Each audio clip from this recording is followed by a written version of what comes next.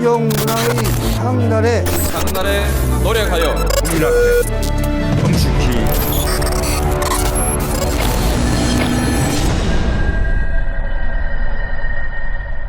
네, 장안의 화제가 되고 있는 되고자 하는 정치비와 그땐 왜 19번째 시간 시작하도록 하겠습니다.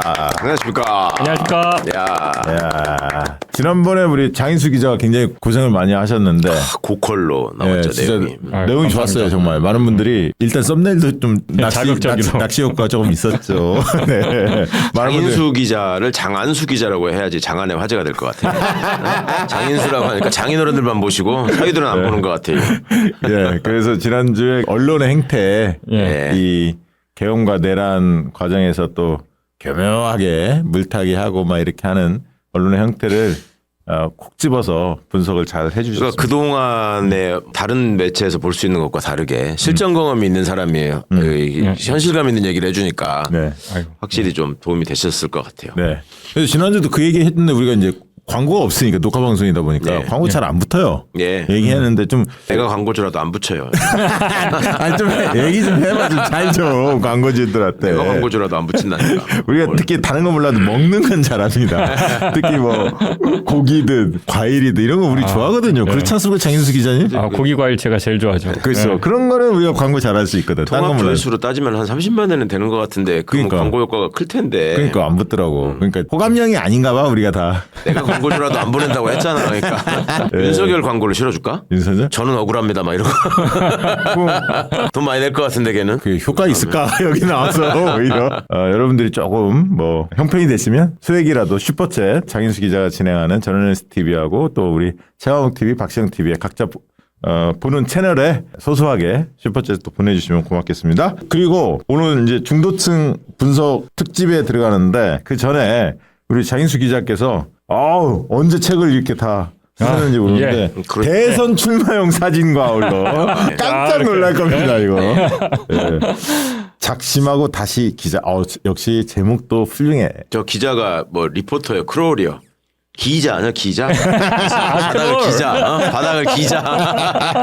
아니 최 의원님은 직업을 바꾸셔야 될 것 같아요. 뒤에 토한다. 지금 자세가 그래야잖아 약간. 그럼 약 기어서 진정성 뭐 이런 거 있잖아. 제가 어제 리포터에 접근할 때까지. 다른 유튜브 채널에서 예. 기다가 오디오를 끊어 먹었어요. 안 그래도 기다가 선을 잘못 끼워갖고 이 카메라 피해서 기다가 진짜로 기었어. 잘생겨 죽겠네. 야 이게 취재했던 생생한 예. 생생한 이야기들이 아주 일목요연하게 쉽게. 저한테 아직도 그걸 물어보시는 분들이 있어요. 7시간 녹취록 보도 왜 그렇게 했냐 MBC에서. 아니 MBC 맞아. 잘하는데 이렇게 잘하는데 그때는 왜 7시간 녹취록 보도 그렇게 했냐. 디올백은 왜 보도를 MBC에서 못하고 나와서 한 거냐. 너는 MBC 좋은 직장인데 그럼 왜 거길 살표를 내고 나온 거냐. 그거 이제 한 1년이 넘게 지났는데 아직도 물어보시는데 책의 전반부는 7시간 녹취록 디올백 의 취재 후기 내지는 비하인드 스토리. 그러니까 이제 MBC를 나오게 된 어떤 결심하는 계기이죠. 쭉 이제 방송 내용을 얘기한 게 아니라 그 보도를 하기 위해서 쭉 이제 뭐 회사 안에서 보고도 하고 윗사람들이랑 뭐 싸우기도 하고 또 뭐 취재원들이나 제보자들 만나서 또 소통이나 상의도 하고 뭐 하는 과정이 있었을 거 아니에요. 네네. 그럼 비하인드 스토리입니다. 그래갖고 기자들이 일단 MBC 기자들이 좀 많이 읽어봤는데 MBC 얘기여서 그런지 MBC 기자들은 상당히 재밌다고. 저때 저랬냐고. 뭐 힘들었겠네. 뭐 이러고 읽어보신 분들 평이 어려운 얘기가 없어요. 그래갖고 술술 잘 익힌다. 취재 후기 비하인드 스토리니까 그냥. 예. 그리고 이건 그냥 팬심은 하나씩 다 사셔야지. 우리 장인수 기자 응원하는. 네. 아니 굉장히 궁금한 얘기들이 많이 있을 것 같아서 저는 네. 반갑더라고. 그리고 이런 책을 또 그러니까 쓰는 사람도 뭐랄까 답변을 드리는 입장에서 그간의 얘기들을 한번 정리하면서 자기를 돌아볼 수도 있고. 그러니까 수준 있는 질문을 하니까 책도 나오고 그러잖아요. 나한테는 맨날 물어보는 게 애가 3명이냐 4명이냐 아들은 있냐 없냐 뭐 변호사는 언제까지 못하는 거냐. 그거 엄청 물어봐. 맨날 헷갈리시더라고 맨날. 9월이라고 하니까 어떤 사람들 또 5월이라고 계속 주잖아요. 그러니까 아무렇게나 막 자기 생각나는 대로 얘기하고. 아니 저 진짜- 저한테 뭐 그 출판사 편집장이 전화가 왔어. 네. 최강욱 의원 변호사 어떻게 되냐고 그러니까 뭔가 사건을 의뢰하려고 하는 것 같아. 그래서 내가 안 된다. 제일 한심한 사람은 구속돼 있는 송영길 변호사님이요. 나한테 딴 사람 시켜서 연락 와가지고 자기 변호인 접견 해달라고. 환장하고 있어 내가 진짜. 자, 근데 이게 디자인도 좀 좋아. 세련돼 있어요. 일단 색깔이나 여러 가지 세련됐어요. 느낌이 야, 이거 보통 책이 아닙니다. 출판사가 어디예요? 10월이라고 출판사는 그렇게 크진 않은데 대표님이 좀 많이 신경을 그러니까 써주셨어요. 굉장히 정성을 기울이신 거 같네. 느낌은 좋아. 그리고 좋아. 제가 이제 이 비하인드 스토리로 끝나지 않고 결국 하고 싶었던 얘기는 그러니까 뭐 언론개혁, 검찰개혁 이러면 좀 거창하잖아요. 그래서 그 방법론으로 뭐 언론개혁은 이렇게 해야 되고 언론이 무슨 문제가 있고 그러면 재미없잖아요. 네. 졸리고. 근데 결국은 그 비하인드 스토리를 통해서 결국 하고 싶었던 얘기는 한국 언론의 가능성과 한계를 좀 가늠해보는 구체적으로 그래서 언론개혁을 어떻게 하자 이것까지는 아니더라도 한국 언론이 MBC도 저 상황에서 저런 이유로 저렇게 판단을 했다라고 하면 저런 것들이 기자들이 힘들어하는구나 이런 그런 어떤 가능성 내지는 한계를 좀 가늠해보는 그런 계기가 됐으면 좋겠는데 그거는 제가 성공했는지는 잘 모르겠어요. 재밌게는 그냥 술술 익힌다고 하는데 이제 뭐 독자의 몫이죠. 아니 그래도 언론이 너무 불신을 받는 시대고 또 기레기에 의해서 눈과 귀가 오염되신 분들이 많아서 우리 장 기자님 책을 보면서 그걸 좀 한번 세척을 하실 수 있는. 사람이 맑잖아 기운이. 나 이렇게 맑은 사람들이 좋아. 그러니까 청량한 기운을 좀 느껴보시면 좋겠습니다. 자, 오늘 주제는 이제 중도층으로 정했는데요. 오늘 뭐 최강욱 의원께서 요즘에 뭐 보수 가표집도 있고 또 대선 시기에 나오면 늘 중도층 이야기들이 많이 나오잖아요. 제가 시청자 여러분을 대신해서 하마 박지영 선생에게 본인이 이제 날아다닐 기회가 됐다. 이럴 때 전문가로서 뭔가 시민들께 정확한 판단 기준과 정보와 분석을 전해주는 게 하마의 도리다. 그래서 이제 제가 물 밖으로 끄집어냈습니다. 궁금한 거 물어보세요. 그러면. 일단 12월 3일 이 내란 사태 이후에 방송을 하면 늘 하는 얘기가 있었어요. 너무 걱정하지 마셔라. 그렇죠. 제대로 가고 있다. 지금 우리가 되게 답답하고 안 되는 것 같은데 역사의 큰 물줄기는 지금 올바른 방향을 향해서 더디지만 하나하나 나가고 있다. 결국은 우리가 이긴다. 계속 그 얘기를 했거든요. 왜냐면 너무들 스트레스 받고 저기 불안해 하시니까. 저도 그래서 이제 스트레스를 안 받으려고 했는데 요새 여론조사 결과 보고 제가 확 스트레스 받더라고요. 이거는 진짜 너무 짜증나. 그리고 제 전문 분야도 아니니까 뭐라고 어떻게 설명도 못 하겠고. 이게 요즘 벌어지는 일들을 다 설명을 해드려버리면 이제 5분 보고 끝이니까 차근차근 짚어가면서 결론을 마지막에 넣어야 돼. 그래 맞아요. 그러니까 많은 분들이 헷갈려 하시는 게 일단 되게 이제 중도층 이야기하면 중도층하고 무당파가 같은가 다른가. 그래 맞아요. 예를 들면 거기서부터 시작해야 할 것 같아. 잘 만들었더라고. 중도층하고 무당파가 도대체 같은 거냐. 좀 설명을 해주세요. 왜냐하면 이제 중도층을 물어볼 때 주관적 이념 성향이에요. 그러니까 그렇죠. 당신은 스스로 생각하기에 당신은 보수야 중도야 진보야 이렇게 묻는 거거든. 그 묻는 방법도 조사 기관마다 두 가지 방식이 있습니다. 3점 척도로 너 보수야 중도야 진보야 이렇게 묻는 게 있고 하나. 또 한 가지는 보수냐 중도 보수냐 중도냐 중도 진보냐 진보냐 이렇게 물어서 중도 보수라고 응답하는 사람은 보수로 카운팅하고 중도 진보라고 하는 사람은 진보로 카운팅을 해요. 이 5점 척도라고 하거든요.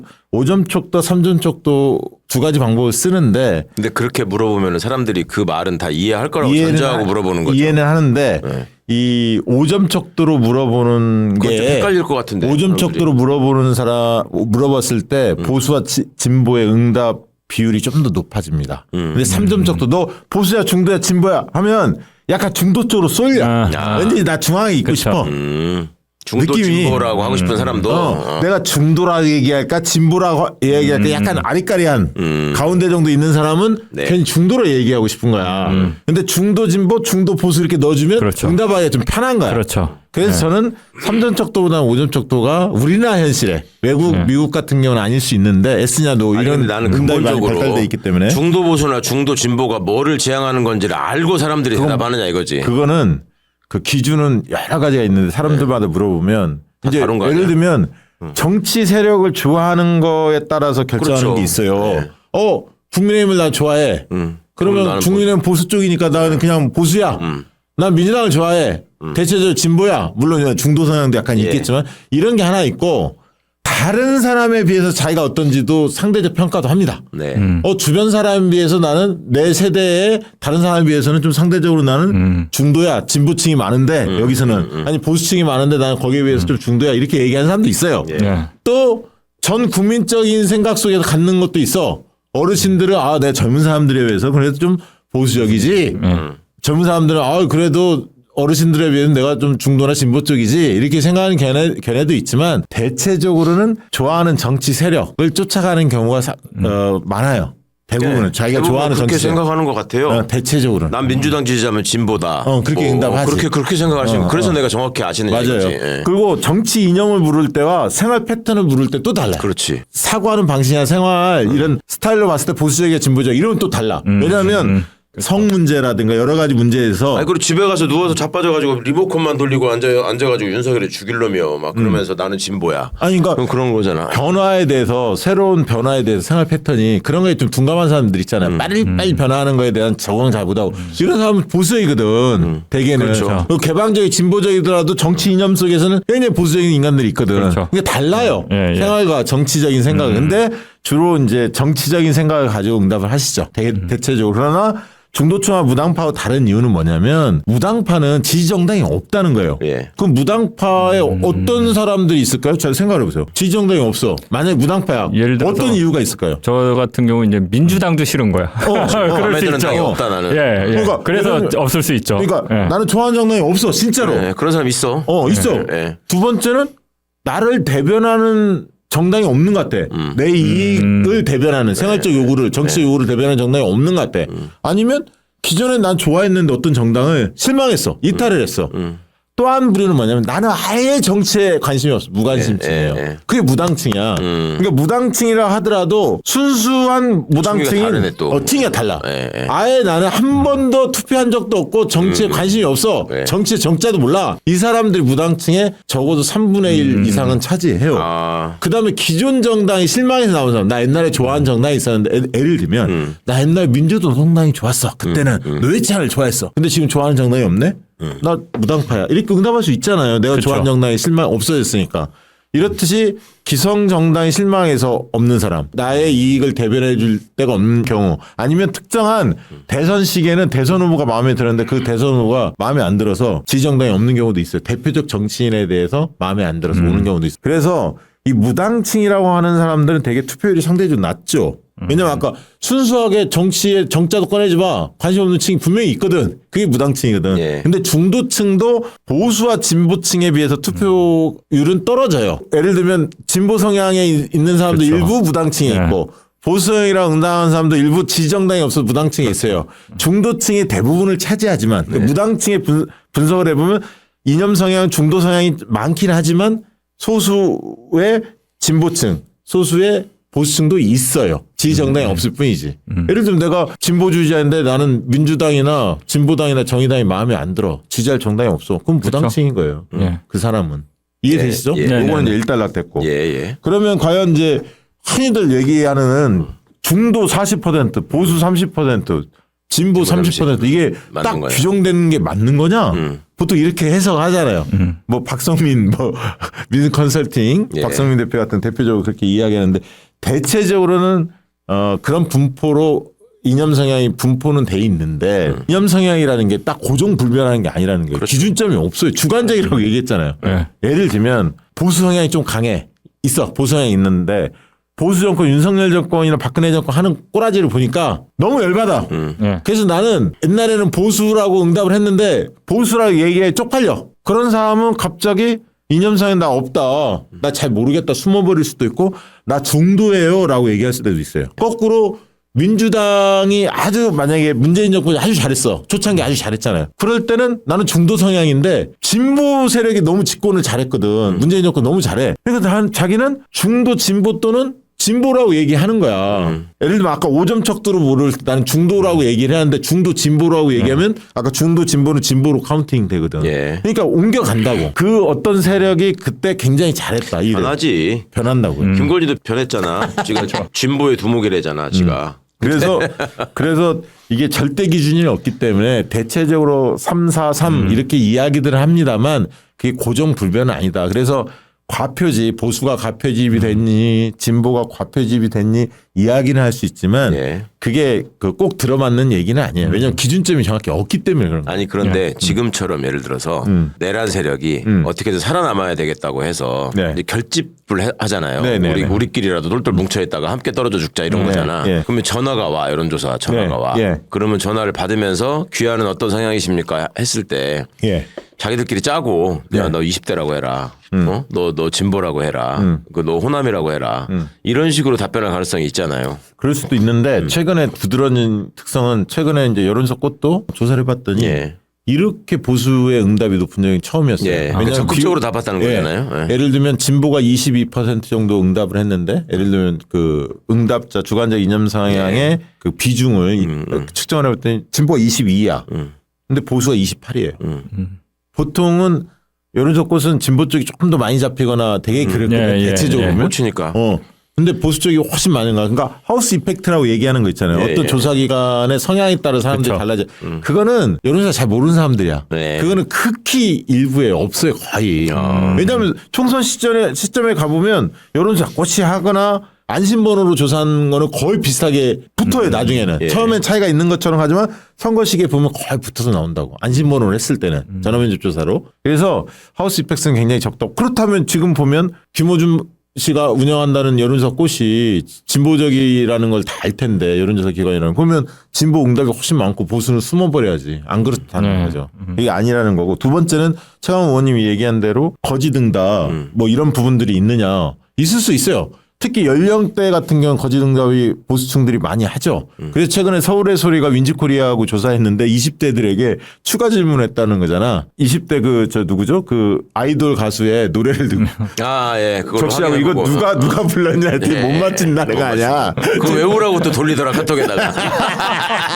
그러니까 이거 과거에 전통적으로 20, 30대 응답률이 낮기 때문에 60, 70대 특히 이제 그 보수층에서 그런 거짓 응답. 왜냐하면 연령별로 20대라고 하면 이게 이제 가중치를 적용하니까 한 표가 아니라 1점 몇 표, 1.5표 뭐 이렇게 계산이 된단 말이에요. 특히 또 중요한 건 뭐냐면 60대, 70대, 50대는 여론조사 응답률이 좋기 때문에 빨리 쿼터가 다 차버려. 네, 내가 예를 들면 그렇죠. 50대, 60대면 이미 다 찼습니다.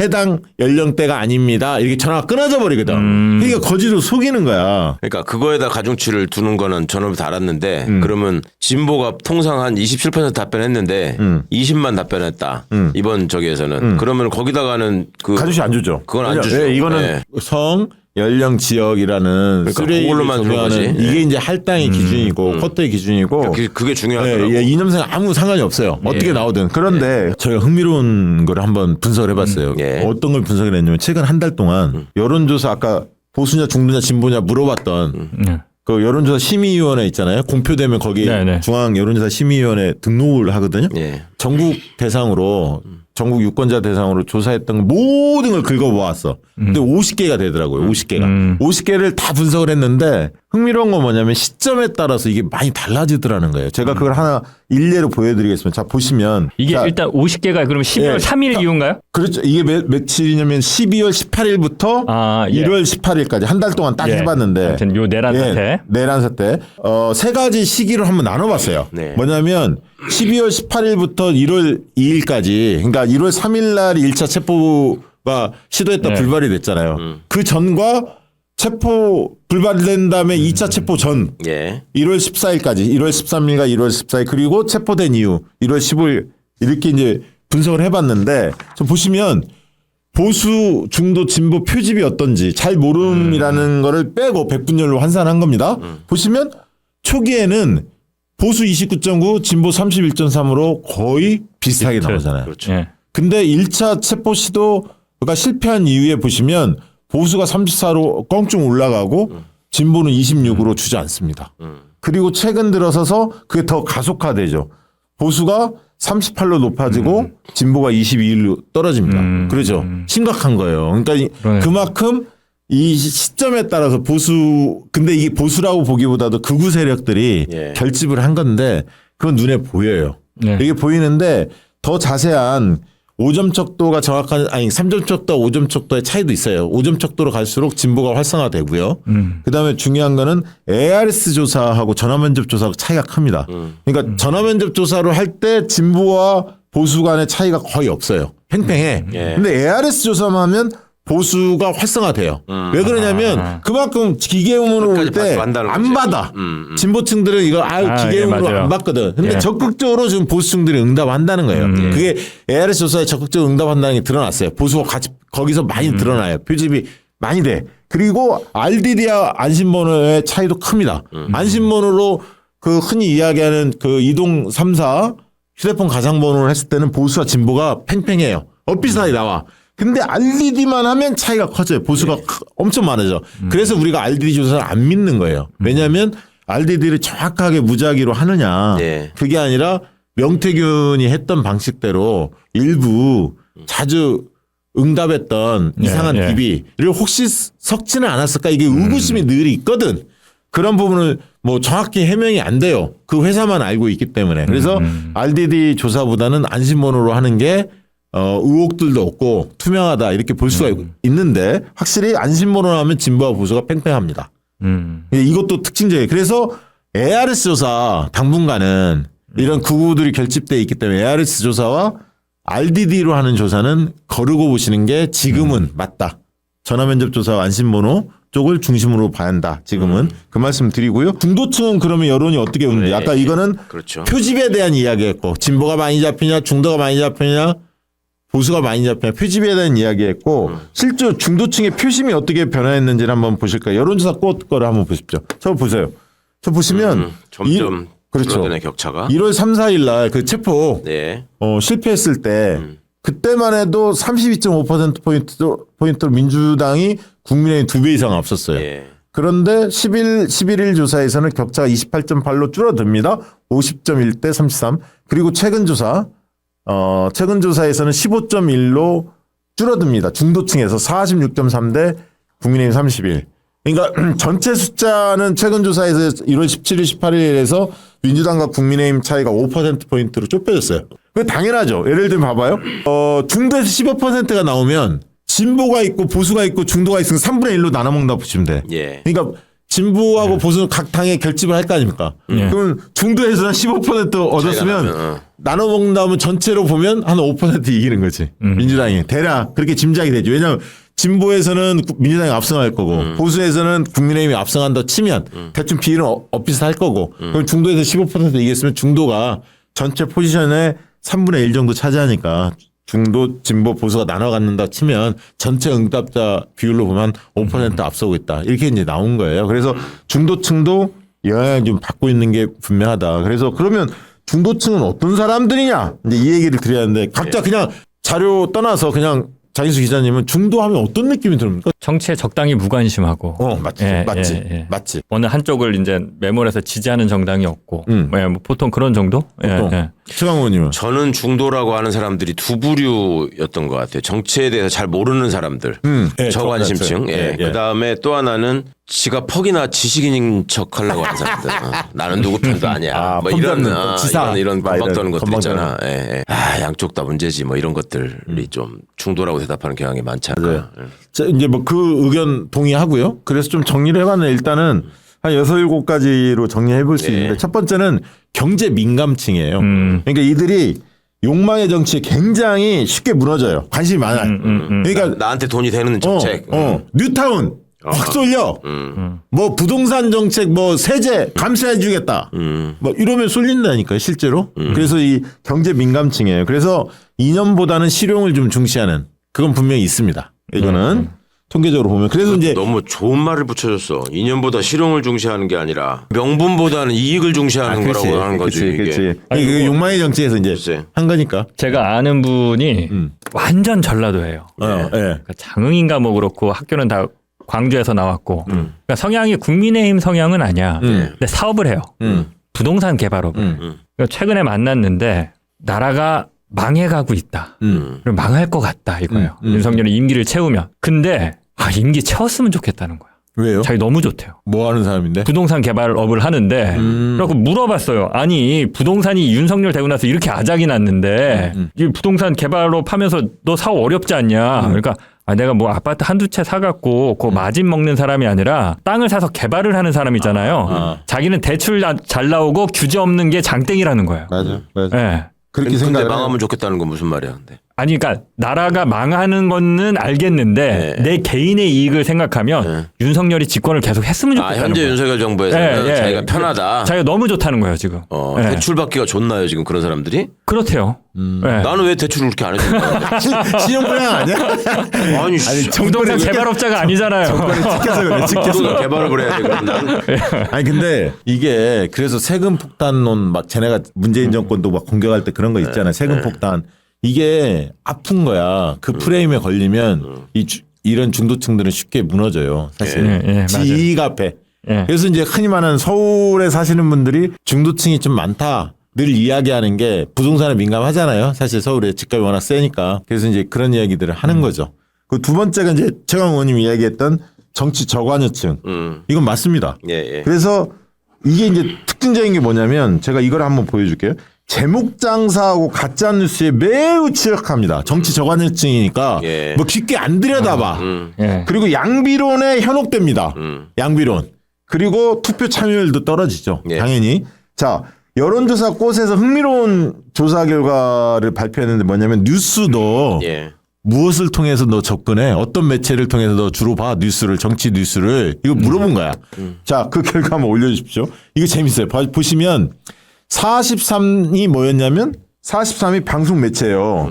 공중파 예. 이런 방송 매체 43인데 유튜브가 32야. 엄청나죠, 이제 유튜브가. 그리고 세 번째가 포털 뉴스나 인터넷 뉴스가 18.2로 세 번째를 차지했는데 여전히 방송 1등이라는 게 나는 신기한데. 아, 그래도 저 정도면요. 유튜브가 32라는 건 센 겁니다. 근데 중도층에서 보시면 저 방송 매체가 38.9로 줄어들고요. 예. 유튜브도 28로 줄어듭니다. 전체에 비해서. 근데 포털 뉴스와 인터넷 뉴스가 25.8이야. 포털이는 그만큼 포털 뉴스하고 인터넷 뉴스를 중도층은 많이 본다는 얘기고 그 얘기는 깊이 있게 본다는 얘기 아니라 잠깐 보는 거야. 그래서 제목 잔사. 예. 이 가짜 뉴스 빨리빨리. 빨리빨리 이걸 네. 취약하다는 거예요. 이걸 잘 보셔야 돼. 실증적인 데이터입니다. 이게. 그러니까 진보 보수는 오히려 깊이 있게 자기가 원하는 방송을 쭉 보는 보죠. 성향이 있네요. 유튜브를 보잖아요. 유튜브를. 유튜브 보잖아. 이건 아니라는 거예요. 중도층들은. 그래서 우리가 언론개혁 굉장히 중요하고 포털에서 장난치는 거 이거 막아야 하는 게 그래서 중요한 거예요. 이게.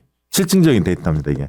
그리고 세 번째는 잘 되는 집에 붙어. 힘센 놈에. 예. 그래서 대세 편승형이에요. 그러니까 누가 좀 힘이 세다. 요즘에 그게 중도층이 고민에 빠졌을 겁니다. 계엄? 내란? 이 새끼도 안 되겠는데? 상식적으로 볼 때는. 그래서 처음에는 다 민주당 쪽에 딱 온 거야. 탄핵, 찬성 쪽으로 싹 붙은 거야. 근데 정광훈 막 이런 애들이 막 난리치고 오니까 뭐 시위대가 엄청 모여있고 막 뭐 전문 애들 붙는다고 하니까 막 저쪽이 센가? 또 갈팡질팡 눈치 보고 대세가 누구지? 누가 정권을 잡지?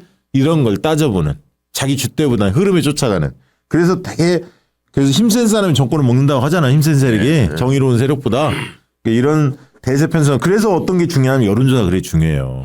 이 중도층들은 여론조사를 그 수치를 믿어요. 장난치는 걸 생각 안 하고. 그래서 누가 앞서 있다 하면 쏠려가. 지난번에 그래서 지난 대선 때 윤석열 대세론을 여론 조작을 통해서 만들어냈잖아요. 그게 중도층을 노린 거예요. 네. 어차피 보수와 진보는 각자 지지하는 후보 이재명, 윤석열 있는 거잖아요. 그러니까 선거 때만 아니라 생활하면서도 이런 사람이 많아요. 많아. 훅 터지는 스타일이야. 뭔 말을 하면은 자기 주관도 없고 이래도 흥 저래도 흥 하다가 맞아요. 어디 가서 주워 들은 얘기 가지고 또 막 아는 체하고 진짜 짜증나지, 짜증나. 진짜 속 터지는 스타일. 그 나훈아 같은 경우가 보수주의자인데 우리 지난번 비판했으면 좌쪽은 잘했나 뭐 이런 왼팔 식의 니는 잘했나. 왼팔을 이런 식의 교묘하게 예. 물타기 하죠. 그 다음에 이 중도층이 스윙보트가 많죠. 이게 이제 이걸 무시를 못하는 거예요. 왜냐하면 그러니까요. 있어요 실제로 한 이 중도층이 약 한 40%가 된다면 투표율로 보면 한 20%, 25%가 투표를 한단 말이에요. 대선 때. 네, 40% 그렇죠. 중에 한 25% 하는데 그중에 스윙이 한 10% 정도 있습니다. 왜냐하면 아까 얘기했던 탄핵이나 계엄이나 이런 거 보고 이번에 이쪽을 찍어야겠네? 이번에 이쪽이 될 것 같은데? 지난번에도 안철수가 마지막 윤석열 손들어줬잖아요. 그렇죠. 그때 중도층 일부가 움직인 거예요. 그러니까 5, 60대는 되는 쪽에 붙는 거고 그다음에 2030 중에는 이공계들 안철수 약간 좋았던 층들이 있잖아요. 이공계 일부 걔네들이 이제 붙는 거거든요. 근데 주로 5, 60대, 70대가 붙었던 거는 이쪽이 되는구나라고 생각을 밀어주는 거거든요. 예. 그게 이제 스윙버터들이 있어요. 왔다 갔다 하는 게 선거 때마다.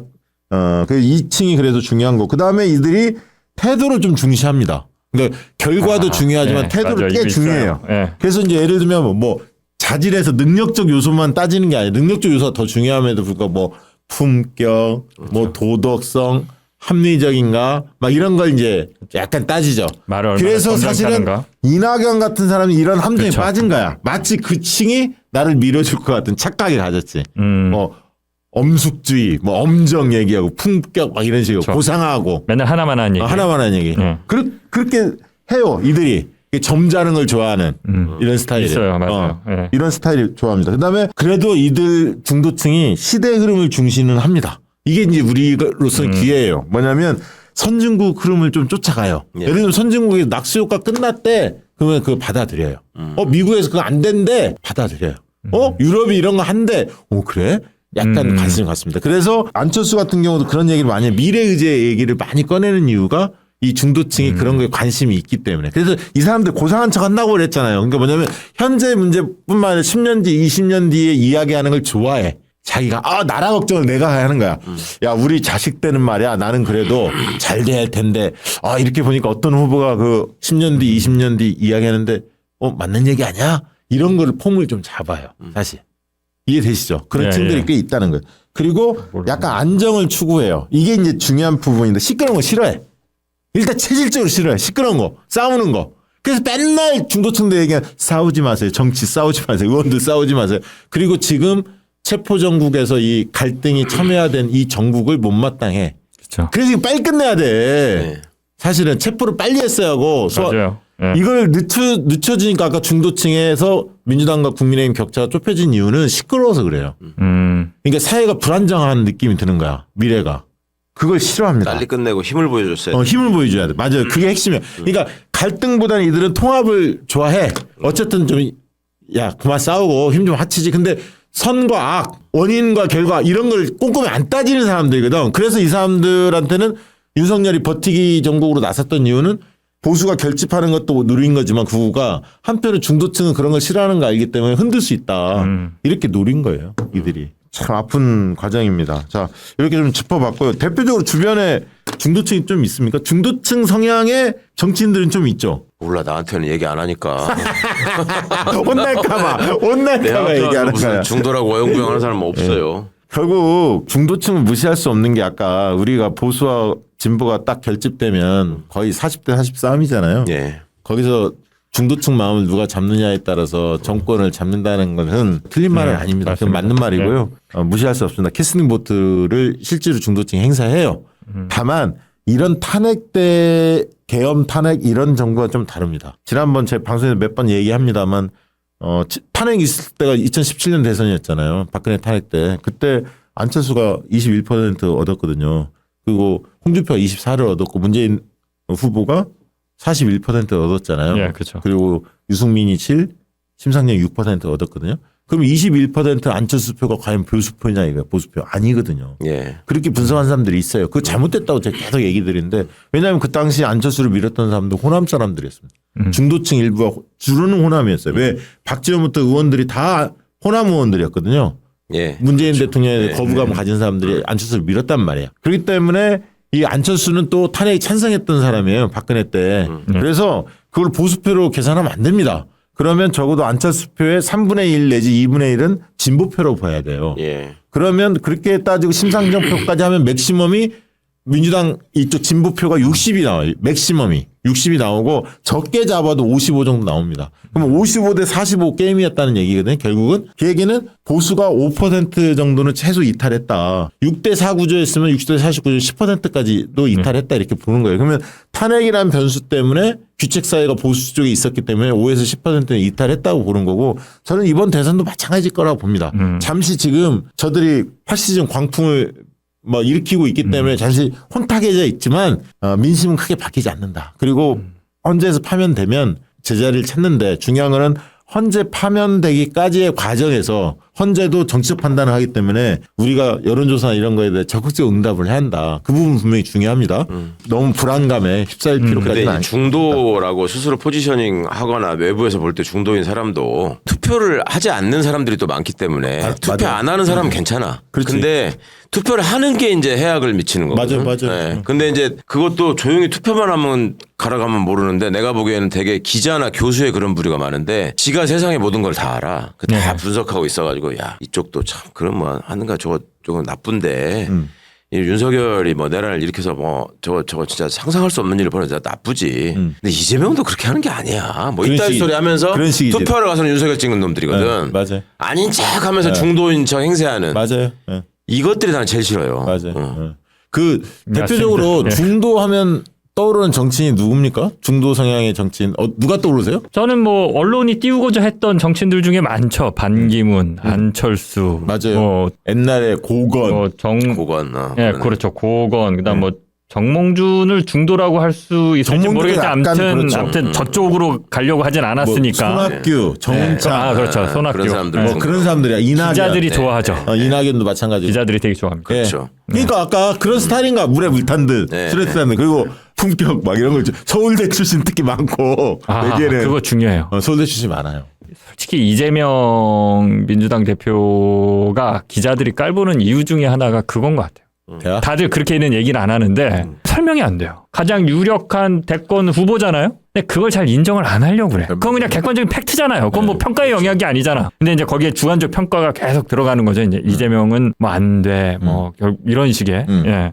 그게 뭘까? 그러니까 가짜는 것들이고 나쁜 놈들이지. 뭐 옛날에 정주영 빨아줄 때는 그럼 정주영이 뭐 학벌이 좋아서 그랬어? 그건 돈 주니까 그러는 거고. 재벌이니까. 그거는. 그거는 재벌이 스펙인 거야. 예. 나쁜 놈들이지. 무슨 재벌 스펙은 지들이- 서울대보다 몇 명 안 되니까 더 쳐주는 거죠. 그럼 예. 거기 붙어야지 또 먹을 게 있고. 그러니까 중도가 사실은 신기루잖아요. 허상이잖아. 근데 이념이 아니거든. 그럼요. 근데 그걸 이념으로 생각하는 사람들이 착각하는 거예요. 정치인들이. 저는 기자 생활을 하면서 제가 맞는지는 솔직히 모르겠는데 계속 이 중도, 민주당이 늘 어떤 결정적인 순간에 흔들리는 게 중도를 잡아야 되는데 우리가 계속 공격적으로 치고 나가는 게 맞을까? 이 고민을 늘 하거든요, 보면. 근데 결국은 사람들이 원하는 거는 리더십과 카리스마에 사람은 끌리는 것 같아요. 그럼. 그러니까 예. 중도는 유능함에 그렇죠. 유능함. 꽂혀요. 네. 누가 유능함. 유능한지. 그러니까 유능한 진보의 모습을 보여주면 거기에 매료돼요. 뭐를 중도층이. 이뤄내야지. 그렇죠. 이뤄내야지. 그렇지. 예. 예. 뭐라도 확실히 해야지. 그러니까 이재명 대표가 뭐 우리가 했던 얘기지만 계곡을 철거했을 때 계곡 상인들의 눈물을 생각하면서 네. 과격해 네. 이렇게 얘기하는 사람 없어요. 그리고 이명박 전 대통령이 청계천을 예. 재개발했죠. 예. 그때 청계천 상인들하고 엄청난 갈등이 있었는데 예. 지금에 와서 그 청계천 상인들을 떠올리면서 아우 이명박이 그래도 그거 너무했지라고 하는 사람들 없어요. 결과를 보고 해냈다. 이거에 다 평가를 하거든요. 그런 부분들을 그러니까 좀 민주당이 좀 집권을 하면 예. 주저하지 말아야 되고 예. 그리고 좀 속지 않으셨으면 좋겠어요. 이게 그냥 말하는 일종의 품격 갈등 지향형이 아니라 뭐 통합 지향형, 안정 지향형 이렇게 보이는 것처럼 행세하는 사람들이 사실 내실은 없이 껍데기를 가지고 계속 그렇게 하거든. 대부분 그렇죠. 대부분. 우리도 얼마든지 할 수 있어. 내가 그 수법을 알아. 그러니까 일단 아니. 말을 천천히 해야 돼. 의원님 안 돼. 아니 내가 지금부터 해볼게. 말을 천천히 하고 서울말을 하고 서울말을 안 돼. 그 다음에 서울말. 말하면서 영어 단어를 살짝 섞고 뭔가 있어 보이고. 거기다가 더 있어 보이려면 네. 통계 수치를 소수점 이하 두째 자리까지 이렇게 얘기하면 되는 거야. 네. 여러분 지금 이 시점에서 저희가 주목해서 보아야 할 것은 여론의 흐름보다는 대한민국의 미래를 위해서 어떤 선택이 중요할 것인가 예. 이런 것들을 안 어울린다니까. 보셔야 한다. 네. 얼굴도 웃는 상이야 돼. 라고 약간. 생각하고 웃는 상.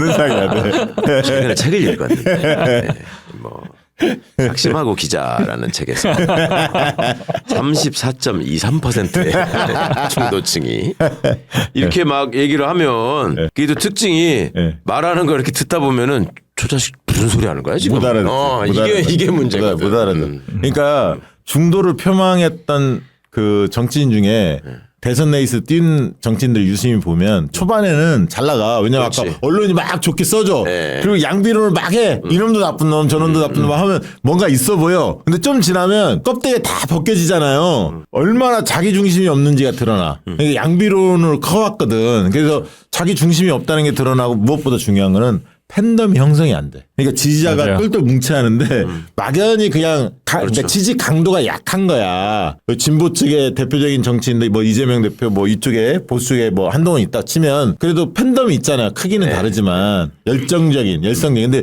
중도층은 그런 게 약해요. 안철수와 네, 맞아요. 별로 안 세 팬덤이.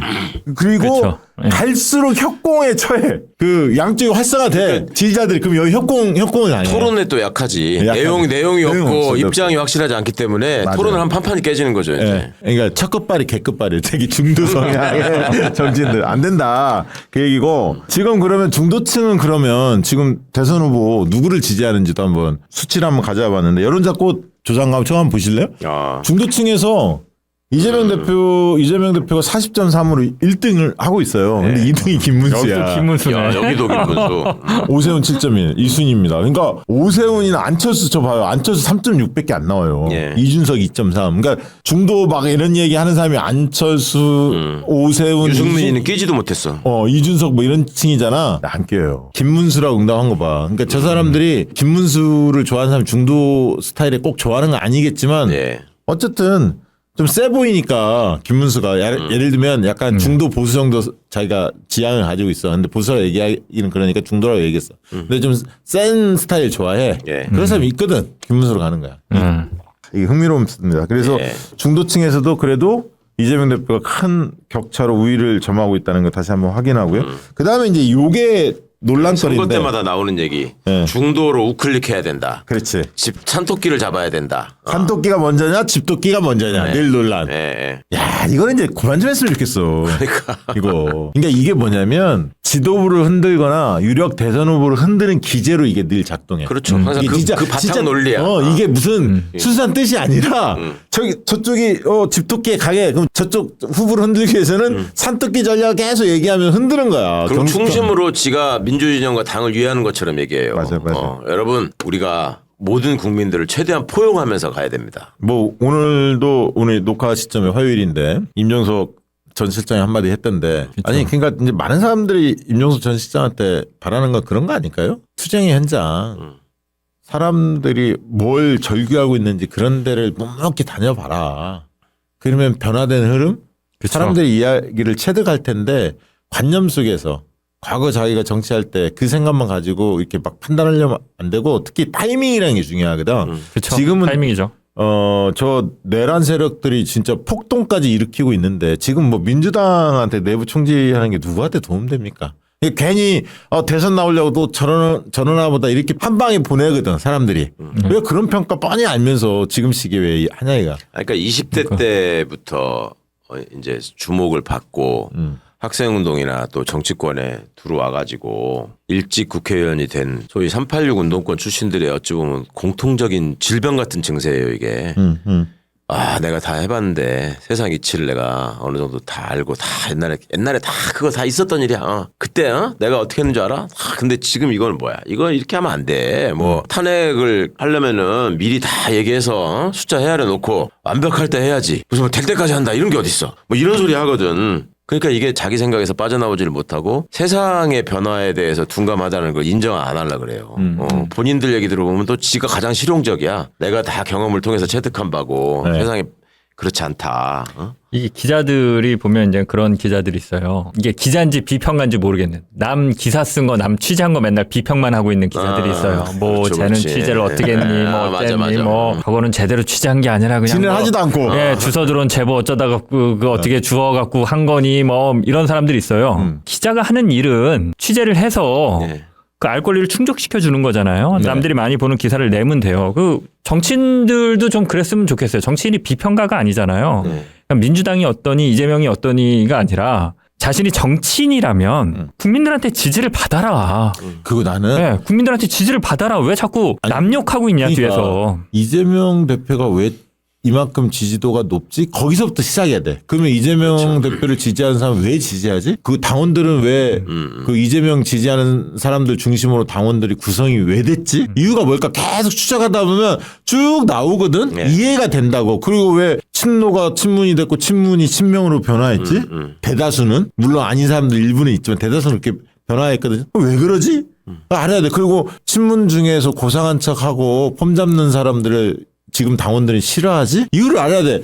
친문이면서 친명이면서 최강 의원님 같은 분들이 있잖아요. 실제로 많이 있거든. 열심히 싸우는 분들이. 왜 이런 분들한테는 당원들이 좋아하면서 임 실장이나 이런 분들한테 왜 그 싫어하는 그런 마음을 왜 갖고 있지라는 거를 파헤치다 보면 사람들 만나서 듣다 보면 경청하다 보면 다 밝혀질 텐데. 그러니까 꼭 지금을 보지 않아도 지보다 한 세대 앞 사람들을 봐도 돼. 지들을 정치권으로 영입했던 끌고 들어왔던 동교동계 정치인들 뭐 이런 사람들 있잖아요. 네네. 그 사람들이 지금 어디에 가서 뭔 소리 하고 다니는지를 보고 있으면 사람들이 자기들을 지금 어떻게 볼까를 반추할 수 있거든. 네. 근데 그 생각을 안 하고 자꾸만 그 시점이 과거에 머물러 가지고 뭔가를 다 알고 판단하는 것처럼 하는 거 위험합니다. 맞아요. 한때는 촉망받던 정치인 아닙니까? 임종석 그 전 실장 같은 경우도 한 시대를 또 아니 실제로 영민하고 똘똘한 면도 많이 있어요. 아니, 근데 긍정적 요소들이 많아요. 자산이 많은데 참 안타깝습니다. 아니, 그러니까 제가 이제 기자로서 저도 사실은 이제 어떤 민주당 성향이나 이런 걸 떠나서 기자로 봤을 때는 민주당의 유력 대선 주자가 한 2-3명 정도 있어서 치열하게 경쟁을 하면 판이 재밌어지고 좋아지고 예. 저쪽을 끌어들일 수 있는 그 여지도 늘어나요. 예. 한 명이 강하게 있는 것보다는. 그러니까 그거에 대한 불만이 있을 수 있죠. 근데 이제 민주당에 몸담고 있고 본인이 정치인이라고 하면 그런 대안이 돼야지. 그렇죠. 지금 이 상황이 그렇지가 않다고 툴툴대고 있으면 민주당 지지자들이 봤을 때 도대체 어쩌라는 거냐 그러면. 그러니까 예를 들어서 그럼 본인이 먹어라. 이재명을 누르고 본인이 먹고 탄탄한 대선 후보가 되든 하면 아니 뭐 국민의힘으로 가겠습니까? 민주당 지지자들이? 그렇죠. 본인들이 그렇게 못하기 때문에 쏠리는 사람이 있는 거거든요. 그걸 툴툴대고 있으면 그거 극복 못합니다. 그러니까 네. 저는 뭐 차기야 이재명 대표 위협할 민주당의 인물은 없다고 보고요. 차차기는 그런데 차차기는 굉장히 많은 분들이 나올 수 있을 것 같아요. 옆에 이제 장인수 기자도 있고 최강욱 촬영한 의원도 계시고 이럴 때 놀려먹어야지. 언제 놀려먹나. 박정한테 놀려서 못해. 차기는 될 것 같고. 진짜 차차기를 보니까 인물들이 질비해. 그러니까 그런데 열심히 같이 뛰시면 되죠. 그런데 아까 이제 이야기한 대로 집토끼가 당연히 먼저인데 산토끼 전략을 나중에 이제 중도층을 겨냥하러 나가잖아요. 집토끼가 예. 결속이 되면 그때 이제 중요한 게 이제 유능한 세력으로 어떻게 포지셔닝 할 거냐. 이게 이제 첫 번째 같아요. 예. 유능한. 그러면 유능함이라는 거는 경제 민생에 대한 해법을 제시하는 게 하나 있을 거고 미래 의제를 좀 주도하는 뭔가 설레게 하는. 예. 왜냐하면 이게 이제 과거 회기 투표가 아니라 전망 투표이기 때문에 대선은 희망을 좀 불어넣어야 돼. 그렇다고 해서 구도 자체를 너무 이제 예를 들면 후보 개인기 싸움으로 가면 안 됩니다. 지금에 있어서는 탄핵에 대한 찬반, 계엄에 대한 찬반, 이 파시즘에 대한 동의 여부 뭐 이런 큰 구도들이 있잖아요. 그건 갖고 가되 인물적인 측면의 캠페인의 부분은 또 희망적인 캠페인도 부분적으로 전개해야 하니까 그런 경제 민생이나 미래 의제에서 주도해야 한다라는 얘기 하나 드리고 싶고요. 그다음에 두 번째 저는 당이 일사불란해야 한다. 지난번 대선 때 우리가 뼈저린 경험을 했잖아요. 이낙연 쪽 사람도 안 뛰었잖아요. 이러면 안 돼. 맞아요. 분열이 되거나 아니면 딴소리 나온다든가 그래서 저기 집안은 콩가루 집안이야 이런 평가 나오면 누가 그 집단에게 정권을 맡깁니까? 국민들이. 안 맡깁니다. 그런 부분을 잘 우리가 관리해야 승리할 수 있다 이 말씀 드리고 끝으로 두 분도 중도층 어필 어떻게 했으면 좋겠는지. 저는 사실 이번 이 내란 사태를 보면서 국민의힘 지지자들이 좀 흔들리지 않았을까? 이런 기대를 했는데 제가 만나본 사람들은 그렇게 안 흔들리더라고요. 아 그래요. 네, 제 주변에 있는 사람들은 그래서 좀 놀랬어요. 네, 그러니까 이런 얘기를 하는 거예요.